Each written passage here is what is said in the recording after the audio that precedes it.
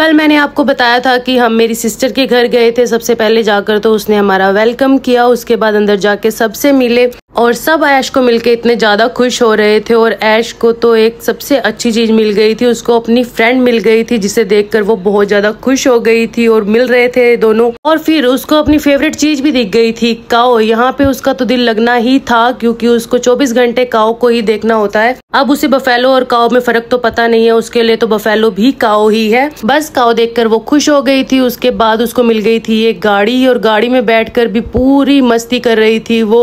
बस इसको चलाए जाओ और इतनी ज्यादा खुश हो रही थी। उसके बाद था स्नैक्स टाइम, थोड़े बहुत स्नैक्स खाए। उसके बाद केक कटिंग का टाइम आ गया था और आपको तो पता ही है कि ऐश को केक कट करना कितना ज्यादा पसंद है। वो तो ढोकले को देखकर भी समझ रही थी कि ये केक है और बोल रही थी हैप्पी टूटू हैप्पी टूटू। फिर उससे जल्दी से केक लाए और केक कट करवाया उससे। और थैंक गॉड इस बार केक पर वेलकम आरू एंड ऐश लिखा था, क्योंकि नानी घर में तो आरू अपना नाम ना देखकर नाराज हो गई थी। उसी से सबको लेसन मिल गया था कि अब आरू का नाम तो होना ही चाहिए हर चीज के ऊपर। फिर दोनों ने मौसा जी के पास बैठकर केक कटिंग की और सबसे पहले तो ऐश ने खुद ही केक खाया क्योंकि उसका ही वेलकम हो रहा था।